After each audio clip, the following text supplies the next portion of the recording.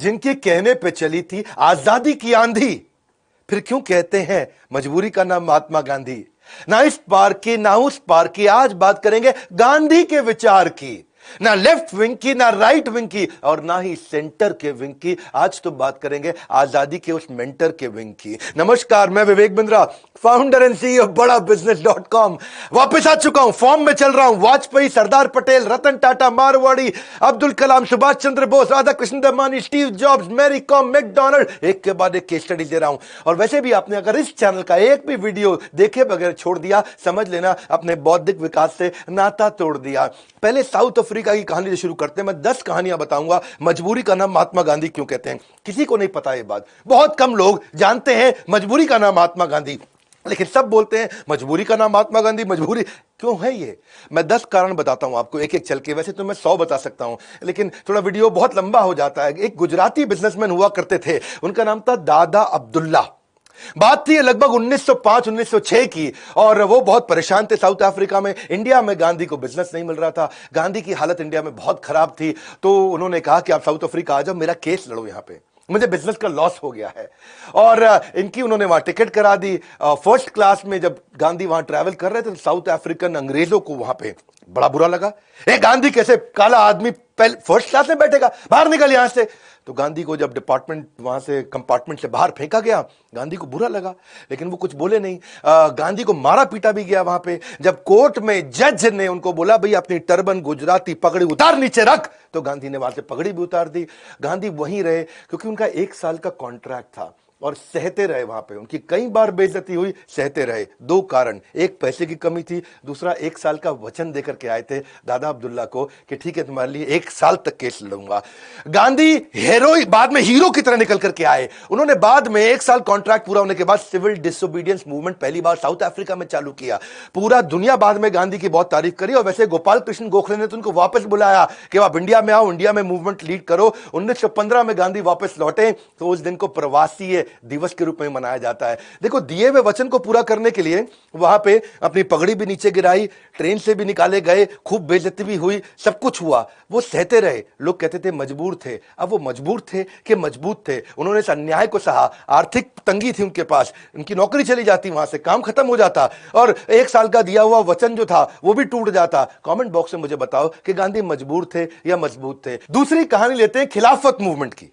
खिलाफत मूवमेंट क्या था? ये 1919 से 1924 तक, यानी कि 5 साल चला था। ये एक धर्म गुरु हुआ करते थे, खलीफा, टर्की में। अंग्रेजों ने उनको ताकत से हटा दिया, पावर से हटा दिया, जिसके कारण दुनिया भर के मुसलमान जो उनको बड़ा दर्जे पर रखते थे, बहुत बड़ा धर्म गुरु मानते थे खलीफा जी को।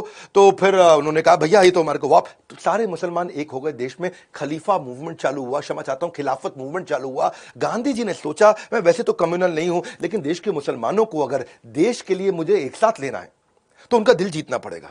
तो उन्होंने भी खिलाफत मूवमेंट में बड़ा बढ़ चढ़ के हिस्सा लेना शुरू कर दिया। गांधी ने किसी तरह से मैं मुसलमानों को भी साथ में ले लूं, मुद्दा तो देश का है, देश को बचाना है। अगर ये आज मेरा दिल जीत लिया मैंने इनका, तो मेरे साथ मदद करेंगे। तो खिलाफत मूवमेंट बढ़ने लगा इंडिया में। उसी दौरान साउथ इंडिया में 1921 की बात रही होगी लगभग, तब वहां पे लगभग 1500 हिंदुओं को मार दिया गया मुसलमानों के द्वारा, और 2000 हिंदुओं को जबरदस्ती उनका धर्म परिवर्तन भी कर दिया।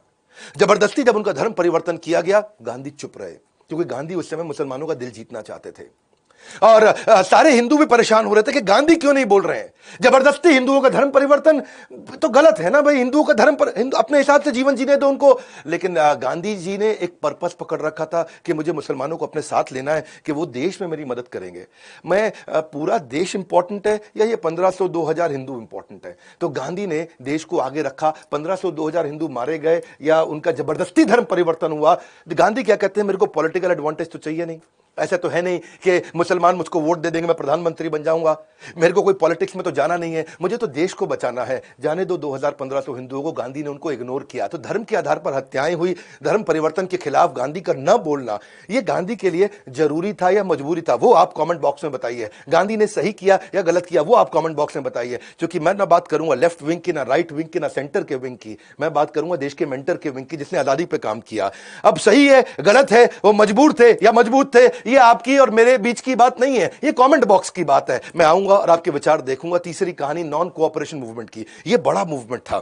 1920 के बाद इन्होंने एक असहयोग आंदोलन शुरू किया कि अब अंग्रेजों का सहयोग मत करो। वो जहां हमसे कमाने आए हैं, किस लिए आए थे अंग्रेज? पैसा कमाने आए थे, पावर लेने आए थे। उन्होंने कहा इनका पैसा खत्म कर दो, जहां जहां से कमाते हैं इनको कोई कोऑपरेशन नहीं देना है, सब कपड़े अपने, सब कुछ अपना, स्कूल अपना, कॉलेज अपना, वर्कर स्ट्राइक पर जाओ, अंग्रेजों के लिए काम मत करो, गवर्नमेंट बिल्कुल बर्बाद कर दो उनकी। तो ब्रिटिश गवर्नमेंट बहुत दुखी हो गई थी, उन्होंने अपना रेवेन्यू लूज करना शुरू कर दिया, उनको टैक्सेस नहीं मिल रहे थे। सारे स्टूडेंट्स के लिए लीडर्स ने इंडियन अपने ही कॉलेज और अपने विद्यापीठ बनाने शुरू कर दिए। गुजरात विद्यापीठ, बिहार विद्यापीठ, तिलक महाराष्ट्र विद्यापीठ, काशी विद्यापीठ, बंगाल नेशनल यूनिवर्सिटी, जामिया मिलिया इस्लामिया, जो मोतीलाल नेहरू, पंडित नेहरू, सीआर दास, सरदार पटेल, इन सब ने कोर्ट के लॉयर हुआ करते थे, बड़े लॉयर थे, इन्होंने कोर्ट में जाना छोड़ दिया। स्वदेशी प्रोडक्ट यूज करेंगे, अपने देश का यूज करेंगे, तभी चरखे से आई आजादी बोलते थे ना, चरखे से आई आजादी। वही तो चरखा चलाया गांधी ने कि भाई इनका कपड़ा नहीं लेंगे, अपना चरखा चलाओ।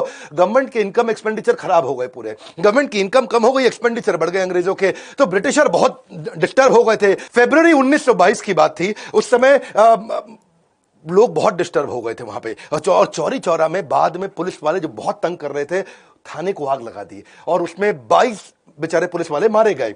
वो सही तो नहीं था, किसी भी तरीके से मारना नहीं चाहिए था उनको, लेकिन फिर उसके कारण बहुत दिक्कत बढ़ी। 228 लोगों को कोर्ट में ले जाया गया और 172 को डेथ पेनल्टी दे दी गई, 40 को जेल में डाल दिया। गांधी दुखी हुए। गांधी बोले मैं अहिंसा से चाहता था भाई, नॉन कोऑपरेशन मूवमेंट। ये पुलिस वालों को क्यों मारा तुमने, क्यों मारा? इस तरह तो for an eye will end up making the whole world blind। बोला अगर किसी ने तुम्हारी आंख फोड़ी, तुम उसकी आंख फोड़ो तो पूरा दुनिया अंधी हो जाएगी। गांधी ने बोला मेरे को तरीका ठीक नहीं लगा, मैं नॉन कोऑपरेशन मूवमेंट वापस ले रहा हूं। और ब्रिटिश गवर्नमेंट, क्योंकि ब्रिटिश गवर्नमेंट लोगों को मारने के लिए रेडी थी, उस समय मार्शल लॉ लगा दिया गया था। मार्शल लॉ का मतलब है जो जहां मिले उसे गोली मार दो, खत्म कर दो। गांधी ने बोला ऐसे नहीं चलेगा, मेरा नॉन कोऑपरेशन मूवमेंट खत्म। इससे देश में बहुत लोग दुखी हुए। बोला गांधी जी ये क्या चक्कर है, जब तुम्हारा मन करे चालू, जब तुम्हारा मन करे बंद। क्योंकि ना एक मूवमेंट चालू हो गया था, देश इकट्ठा हो चुका था। और गांधी की इस बात को कईयों ने पसंद नहीं किया। गांधी कहते थे कि ब्रिटिशर कभी भी गोली मार देंगे, उनको एजिटेट तुमने कर दिया। इस समय गांधी को भी जेल में डाल दिया गया था। अब गांधी इतना परेशान थे, उन्होंने तो बंद कर दिया सब कुछ, लेकिन यहां पूरा का पूरा कॉन्फिडेंस देश का हिल गया। स्वराज की भावना को वहां इग्नोर कर दिया गया। जमनालाल बजाज, उनको गांधी का पुत्र माना जाता था, वो स्पॉन्सर करते थे गांधी के सारे इनिशिएटिव। उन्होंने खादी उद्योग, स्कूल, कॉलेज, काफी पैसा खर्च किया था, वो सब भी बंद हो गया। तो वो बोले भाई मतलब लोग अब इंटॉलरेंट हो गए थे बहुत, बोले ये गलत किया आपने। और वहां पे जो भगत सिंह थे, ये लोग अपना पूरा टीम लेके गांधी का सपोर्ट करना चाहते थे, क्योंकि नॉन कोऑपरेशन से ये जुड़ चुके थे। तब ये गांधी के अगेंस्ट नहीं थे, तब ये गांधी के साथ हुआ करते थे। अब उन लोग का भी दिल दुख गया और फिर तो उसके बाद पूरा देश एकदम, पूरा मूवमेंट नीचे बैठ गया। आपको क्या लगता है ये गांधी ने नॉन कोऑपरेशन मूवमेंट बंद किया, ये उनकी मजबूरी थी या जरूरी थी? बार बार उनको कमजोर दिखाया गया है, बताया गया है वो कमजोर हैं। गांधी का भी एक विचार था कि मैं बिना लड़े, बिना करे, मेरे को थप्पड़ मारो, इधर भी थप्पड़ मारो, लेकिन मैं ऐसे ही आजादी लूंगा। तो लोग कहते थे कि ये बड़े मजबूर व्यक्ति दिखते हैं, मजबूत नहीं दिखते, आपको डिसाइड करना है ये वो मजबूरी थी या मजबूती थी। क्योंकि उनको डर था कि काफी लोग मारे जाएंगे, और सब लोग ही मारे गए तो फिर आजादी की लड़ाई कैसे लड़ेंगे। चौथी कहानी मैं लूंगा दांडी मार्च की। पहले आप ये समझ लो दांडी मार्च था क्या। अंग्रेजों ने नमक के प्राइस को बहुत बढ़ा दिया था। प्राइस को क्या बोलेंगे, टैक्स को समझ लो आप। 2400% टैक्स बढ़ा दिया, उस समय नमक बहुत महंगा कर दिया। गांधी बोले नमक तो प्रकृति दे रही है, तुम क्यों 2400% टैक्स लगा रहे हो? अरे 24% टैक्स ठीक था, 2400% टैक्स अंग्रेजों ने लगा दिया, नमक इतना महंगा कर दिया। गांधी ने बोला नमक तो हम अपना बना सकते हैं।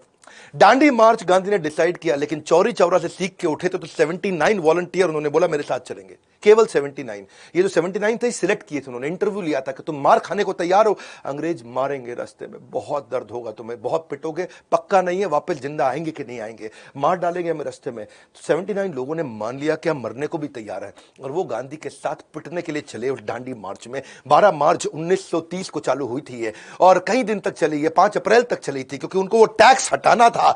और उस दांडी मार्च 358 किलोमीटर की, गांधी चलते चले गए और खुद भी पिटे, चुपचाप कतार में लगे, सबको पिटवाते रहे, सबने मार खाई। लेकिन हुआ क्या, आगे चल के 79 थे, लोग आते गए रास्ते में, जुड़ने लगे, और आप हैरान हो जाएंगे कि 20,000 लोग ज्वाइन कर गए, बोलो हमको भी मारो, हमको भी मारो, और दांडी मार्च में आगे आए। अब देखो, इससे आंदोलन को मजबूती मिली, लेकिन खुद भी पिटे, औरों को भी पिटवाया, खुद भी मार खाई, दूसरों को भी मार खिलवाई। आपको क्या लगता है ये मजबूरी थी कि मजबूती थी? क्योंकि आपको पता है ना, मैं ना इस पार की ना उस पार की बात करूंगा, गांधी के विचार की। बड़ा बैलेंस्ड वीडियो है, कमेंट बॉक्स में आपको मुझे बताना होगा। 5वीं कहानी इरविन पैट की। इसमें मैं पहले से जानता हूं आप लोग एक ही तरफ का विचार रखेंगे, इसमें शायद आप गांधी को नहीं पसंद करेंगे, क्योंकि ये वो इरविन पैट था जिसके कारण भगत सिंह, राजगुरु और सुखदेव को फांसी भी दी गई और गांधी ने उनको बचाया नहीं। पहले इरविन पैट समझ लो क्या है। वॉइसरॉय इरविन थे, उनको गांधी जी ने कन्विंस कर लिया कि भैया अगर हम लोग बिल्कुल हाथ जोड़ के लड़ रहे हैं आपसे, आपके ऊपर हाथ नहीं उठा रहे, आपको तंग नहीं कर रहे, कुछ नहीं कह रहे, इसी को बोलते हैं अहिंसा,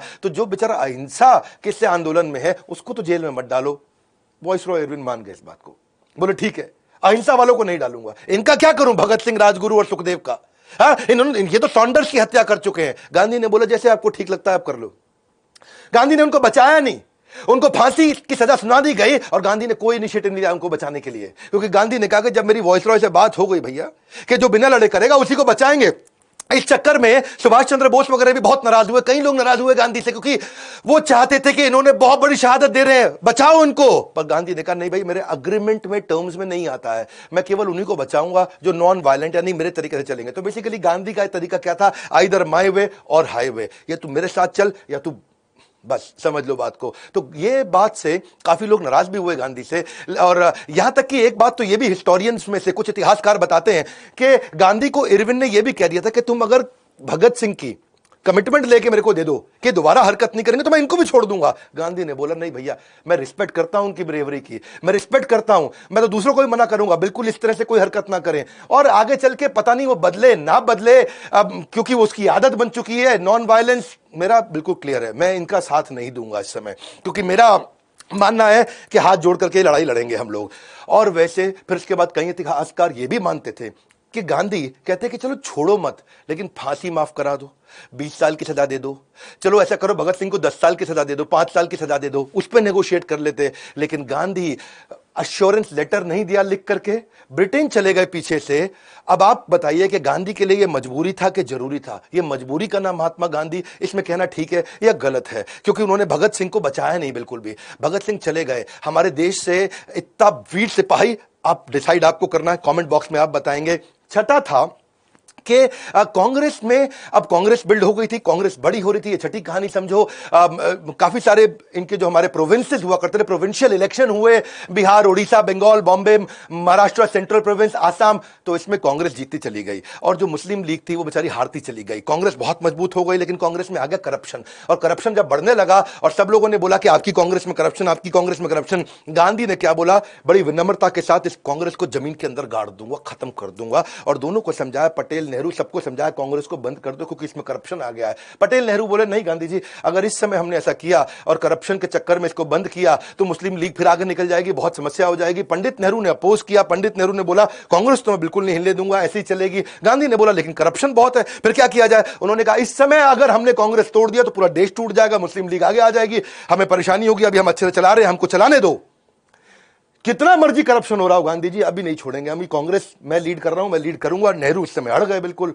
तो फिर बाद में उन्होंने बोला ठीक है ऐसा करो, तुम्हें जो करना है तुम करो। गांधी उस समय भी छूट गए, गांधी ने उस समय करप्शन पे कोई इनिशिएटिव नहीं लिया और उस समय नेहरू उसको लीड करते चले गए। और फिर गांधी ने ये कहा एक काम करना, जब आजादी हो जाएगी तब कांग्रेस को तोड़ के दोबारा चालू करेंगे।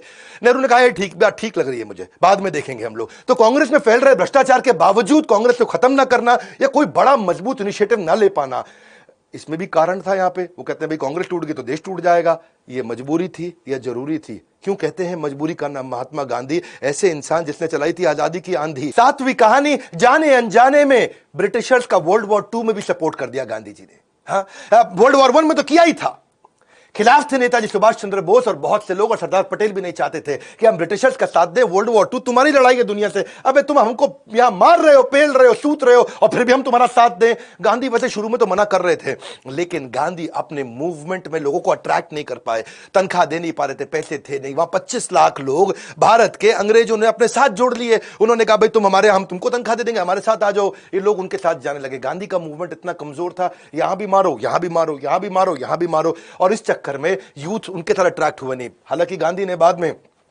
एक नया मूवमेंट जिसको बोलते हैं क्विट इंडिया मूवमेंट शुरू किया, लेकिन जाने अनजाने में फिर उन्होंने वर्ल्ड वॉर 2 में उनको सपोर्ट किया अंग्रेजों को, उनको बोला मजबूती से यहां नहीं खड़े हुए, उन्होंने उनको समझाया कि अगर हम आपका साथ देंगे आप हमारा भारत छोड़ देना, आप प्लीज हमारे को आजादी दे देना। अंग्रेजों ने भी बोला ठीक है, अगर तुम मेरा साथ दोगे तो आगे चल के हम तुम्हें आजादी दे देंगे। गांधी फिर अग्री कर गए कि ठीक है, ये हम साथ देंगे इनका विनम्रता से, क्योंकि ये हमको आजादी देने वाले हैं, इन्होंने हमको वचन दिया है।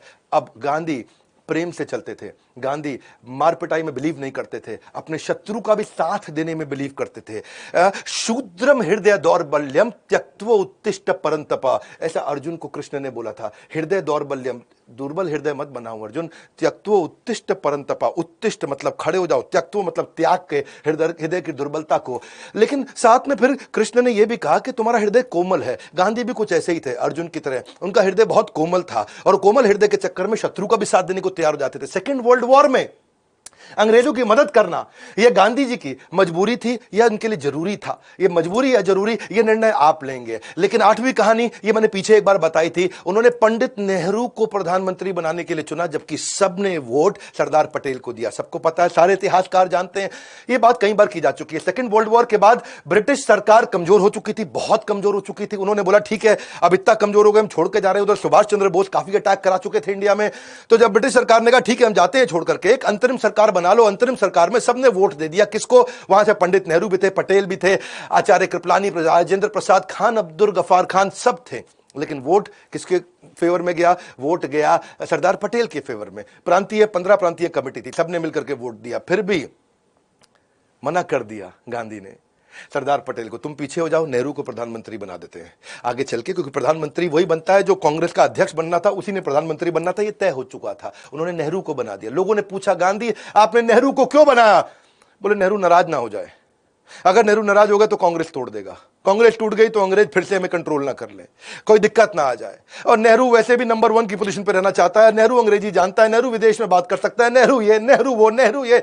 उस चक्कर में उन्होंने नेहरू को फिर से आगे लिया। जनता के खिलाफ जाकर के सरदार पटेल को आगे बढ़ाने की जगह, वो जानते थे सरदार पटेल मेरी सारी बात मान जाते हैं, उनको साइड किया। नेहरू का एक अपना स्टाइल है, वो बढ़िया सफारी सूट में आते, हाथ में पाइप लेके, गुलाब का फूल टांग के, अंग्रेजी में बात करते हुए अंग्रेजों के साथ नेगोशिएशन करते थे। तो गांधी ने कहा देखो इंटरनेशनल अफेयर ये संभाल लेंगे, कोई बात नहीं सरदार पटेल, भारत में तुम संभाल लेना। तो विरोध के बावजूद पंडित नेहरू को कांग्रेस में आगे बढ़ा देना, विरोध के बावजूद नेहरू को फाइनल कर देना, इसलिए कि कहीं कांग्रेस ना टूट जाए, ये गांधी की मजबूरी थी। ये गांधी के लिए मजबूरी था या जरूरी था, वो निर्णय आप लेंगे, क्योंकि गांधी के लिए हमेशा एक पर्पस था, एक कॉज था, जिससे वो जस्टिफाई करते थे उसको। गांधी वैसे बहुत मजबूत आदमी थे, जो इतनी मार खाता क्यों खाता है? अच्छा आप समझो, पीछे 20 करोड़ लोग आपके फेवर में, उसके बावजूद भी गांधी मार खाने को तैयार है, इसका मतलब टॉलरेंस थी उनमें, उन्हें बहुत अच्छे गुण थे। पर इन बातों के कारण कई बार गांधी का ब्रांड देश में इवॉल्व नहीं हुआ। गांधी आज भी हमारे देश के युवाओं के बीच में एक बड़ी इंस्पिरेशन नहीं है। 9वीं कहानी, सुभाष चंद्र बोस को उन्होंने बाहर करा दिया।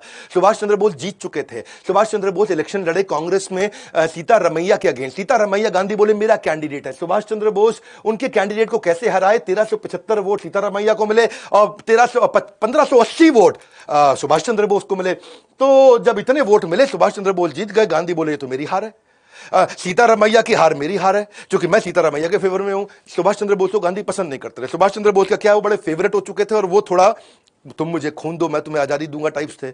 और गांधी जी कहते थे इधर भी मार लो इधर भी मार लो, लेकिन आराम से लड़ेंगे हम लोग, इस तरह नहीं लड़ेंगे। उन्होंने जीतने के बावजूद पूरी जान लगा के, सुभाष चंद्र बोस को हराने के लिए उन्होंने जान लगाई थी। जान लगाने के बावजूद जब सुभाष चंद्र बोस जीत गए, तब बोला रुको, खत्म, रिजाइन कर दो, यहां से निकल जाओ। सुभाष चंद्र बोस उनके आइडियल शिष्य थे। उन्होंने बोला मैं जानता हूं हमारे रास्ते अलग हो सकते हैं, पर मकसद एक है। सुभाष चंद्र बोस बाद में विदेश चले गए, मैंने उन पर पूरी केस स्टडी बनाई। उन्होंने सुभाष चंद्र बोस को जबरदस्ती रिजाइन कराया था। इसमें मैं गांधी को विलेन नहीं दिखा रहा हूं, मैं उनकी विचारधारा बता रहा हूं। उनकी विचारधारा यह है कि देश में जो देश की टॉप लीडरशिप है उसके हिसाब से सब चलना चाहिए। ऐसा नहीं सुभाष चंद्र बोस अपनी ढपली बजाएं और नेहरू पटेल अपनी ढपली बजाएं और मैं अपनी बात बोलूं। तो वो चाहते थे कि भाई, इसलिए उन्होंने सुभाष चंद्र बोस को बाहर किया। ऐसा करना उनकी विचारधारा, ये मजबूरी था या जरूरी था, सही था गलत था, ये आपको देखना है। इतने में 10वीं कहानी ले लेते हैं, पार्टीशन का टाइम। पार्टीशन में क्या हुआ? पार्टीशन के टाइम में आपको पता है जिन्ना आगे आ गए थे, मेरे को अलग पाकिस्तान चाहिए, अलग पाकिस्तान चाहिए, अलग पाकिस्तान चाहिए। तो सारे इतिहासकार बताते हैं कि गांधी ने शुरू में अलग पार्टीशन का, अलग पाकिस्तान का विरोध किया, सबको खूब समझाया, भैया अलग नहीं करो, अलग नहीं करो। वहां वाइसराय को समझाने चले गए, अच्छा माउंट बेटन को समझाने चले गए, भाई माउंट बेटन तू ऐसा कर, तू इंडिपेंडेंट कर दे, बंटवारे का हम आपस में बाद में देख लेंगे। माउंट बेटन ने बोला नहीं नहीं, साथ साथ ही करते हैं भाई, साथ साथ करना पड़ेगा। अच्छा वो नहीं सुन रहे थे इनकी। फिर ये उसके पास गए जिन्ना के पास, भाई जिन्ना तू मेरी बात सुन, पहले अलग करा लेते हैं, बाद में तुझे दे दूंगा। जिन्ना बोला ना ना ना ना, जिन्ना अभी यहां ग्रेट कैलकाटा किलिंग करा चुके थे, 5,000 लोग मारे जा चुके थे, कईयों को हत्याएं करा चुके थे, बहुत लोग बेघर हो चुके थे। तो जिन्ना इस समय बिल्कुल क्लियर थे, भाई अंग्रेज हैं तो पाकिस्तान मिल जाएगा। एक बार इसको इंडिपेंडेंट करा दिया, बाद में ये पाकिस्तान देंगे नहीं देंगे कौन सुनेगा मेरी, कोई नहीं सुनेगा। वो माउंट बैटन को पकड़ के बैठ गए, देख भैया ऐसा मैं तो बैठ गया नहीं चौकड़ी मार के, मेरे को तो पाकिस्तान अलग चाहिए, अब भी चाहिए। बच्चे आइसक्रीम के लिए लड़ते हैं, वो पाकिस्तान के लिए लड़ रहा था। अब उस चक्कर में गांधी की बात ना सुने जिन्ना। फिर गांधी ने बोला मेरे दो बड़े प्यारे शिष्य हैं, करण अर्जुन, नेहरू पटेल, इनको समझा देता हूं, ऐसा करो, अलग नहीं करो, तुम इसी को दे दो पाकिस्तान। पाकिस्तान नहीं मतलब पूरा हिंदुस्तान, पूरा पाकिस्तान, सब इसी को दे दो। बोलो तू ही प्रधानमंत्री बन जा। और नेहरू को एकदम दिमाग हिल गया, ओए ऐसे थोड़ी होता है, इसको बना दो है जी। तो सरदार पटेल भी फेवर में नहीं थे कि ना ना ना जिन्ना को नहीं बनाओ। इन्होंने बोला बना दे, जिन्ना को प्रधानमंत्री बनने दे, कोई फर्क नहीं पड़ता, कम से कम भारत तो एक रहेगा, भारत एक रहेगा, टूटेगा नहीं। तो वहां नेहरू ने बोल दिया देखो ऐसा हमारी रियासतें अलग अलग हैं बहुत सारी, ये इतनी 500-550 रियासतें हैं और सब के सब नाराज हो जाएंगे क्योंकि हिंदू बाहुल्य राज है ये, बिल्कुल यहां गड़बड़ हो जाएगी। तो पूरा का पूरा सब ने जिसके पास जाए गांधी की कोई बात ना माने। गांधी की लीडरशिप वहां थोड़ी कमजोर दिखाई पड़ी। गांधी अपना हर बात पे अनशन पे बैठ जाते, अरे मेरी कोई सुन नहीं रहा, मेरी कोई सुन नहीं रहा। वही हुआ। उसके बाद फिर पाकिस्तान को अलग होना पड़ा, पार्टीशन को ना रुकवाना पड़ा। ये गांधी के लिए क्या था, मजबूरी था कि जरूरी था। गांधी जो पूरा आज तक लड़ते आ रहे थे, यहां आके कुछ चुप बैठ गए। कई इतिहासकारों का मानना है कि वो चाहते थे कि नेहरू को सत्ता मिल जाए, इसीलिए उन्होंने अलग करवाया और इसके लिए कोई लड़ाई नहीं लड़ी, इसके लिए उन्होंने कोई शोर नहीं मचाया, क्योंकि वो जानते थे कि अगर जिन्ना को पाकिस्तान दिया तो यहां नेहरू आ पाएगा। और कई लोग मानते नहीं नहीं, उन्होंने प्रयास किया। अलग अलग इतिहासकारों की अलग अलग बातचीत है, पर आप लोगों के लिए क्या, हमारा चैनल एक जिम्मेदार चैनल है। हम एक तरफ की बात नहीं करना चाहते। गांधी की कई विशेषताएं थी। आइंस्टाइन उनको अपना गुरु मानते थे, आइंस्टाइन उनको greatest man of 20th century मानते थे। टैगोर ने उनको महात्मा की उपाधि दी, सुभाष चंद्र बोस ने उनको फादर ऑफ नेशन बोला, मार्टिन लूथर किंग उनको अपना गुरु मानते थे। इनके सम्मान में सरदार पटेल ने पीएम का पद त्याग दिया। 150 से अधिक देशों में 800 से ज्यादा डाक की पोस्टल टिकट्स इनके नाम पे है। 70 देशों में गांधी जी की मूर्ति बना रखी है, 90,000 किताबें इनके ऊपर लिखी गई है। आज 45 से ज्यादा फिल्में इनके ऊपर बन चुकी है, 500 डॉक्यूमेंट्रीज है। नारायण मूर्ति से पूछा कि इन्फोसिस का इंस्पिरेशन कौन है, तो बोले गांधी है। वर्गीज कुरियन ने कोऑपरेटिव मूवमेंट अमूल गांधी को देख करके शुरू किया। राजकुमार हिरानी ने संजय दत्त के साथ मूवी लगे रहो मुन्ना भाई गांधी पे बनाई थी। रिचर्ड वो 7 ऑस्कर जीत चुके हैं और बोले ये सब गांधी के कारण जीता। तो मजबूत व्यक्ति कौन होता है? मजबूत वो है जिसमें पेशेंस है, टॉलरेंस है, मॉडेस्टी है। और यही बात आप देखिए भगवान बुद्ध का भी जब अंगुली माल के साथ आमना सामना हुआ था, अंगुली माल सबको मार के अंगुली काट के माला पहन लेता था और वो भगवान बुद्ध को मारना चाहता था। बोला रुक जा रुक जा रुक जा। भगवान बुद्ध बोले मैं तो बहुत साल पहले रुक चुका हूं, अब तेरे रुकने का टाइम है। और उन्होंने अंगुली माल का हृदय परिवर्तित कर दिया। और वो अंगुली माल से ही मैं यहां गांधी को भी रिलेट करना चाहता हूं उस कहानी में कि वो भी हृदय परिवर्तित करने के लिए सब कुछ सहने को तैयार थे। हिंसक डाकू को भी जैसे बदला गया, ऐसे ही वो हिंसक अंग्रेजों को बदलना चाहते थे। गांधी के जीवन में कई उतार चढ़ाव आए होंगे, लेकिन उन्होंने सत्य और अहिंसा से समझौता नहीं किया। एक जिम्मेदार चैनल होने के नाते मैंने दोनों तरफ की बात रखी, यही गुण उनकी सबसे बड़ी मजबूती थी। सत्य और अहिंसा के थे वो पुजारी, कभी नहीं जिन्होंने अपनी हिम्मत हारी। सांस दी हमें आजादी की, जन जन है उनका आभारी। ये थे महात्मा गांधी। आपको निर्णय लेना है कि मजबूरी का नाम महात्मा गांधी या मजबूती का नाम महात्मा गांधी। मेरा काम है जिम्मेदार चैनल होने के नाते दोनों तरफ के पक्ष को रख करके आपको एक न्यूट्रल कंटेंट दे सकूं, world class content, solid content. मैं कभी भी इधर उधर की बात नहीं करता। अगर आपने मेरा बजट के ऊपर वीडियो नहीं देखा है वो जाके देखिएगा। हमेशा न्यूट्रल बात, ना पक्ष की ना विपक्ष की बात करेंगे, एकदम निष्पक्ष की। हाँ, आप आइए कमेंट बॉक्स में मेरे साथ जुड़िए। आज मैं लोगों को कमेंट पढ़ना चाहता हूं, आपका क्या विचार है। नहीं है तो सब्सक्राइब नहीं किया, गेम कैसे चेंज होगा। हाँ, अगर बिजनेस बिल्ड करना चाहते हैं तो मैंने आपके लिए सपोर्ट बोर्डलाइन नंबर बनाया जहां बिजनेस बिल्ड कर सकते हैं। badabusiness.com में हम आपका बिजनेस बिल्ड करने में मदद करते हैं। अब तक हजारों की कर चुके हैं, अब तक लाखों पार्टिसिपेंट अपने बिजनेस को ग्रो कर चुके हैं हमारे साथ में। हमारे साथ जुड़े रहने के लिए, कमेंट बॉक्स में यह भी बताने के लिए अगला वीडियो कौन सा बनाए, आप सबका हृदय की गहराइयों से प्रेम पूर्वक बहुत बहुत धन्यवाद।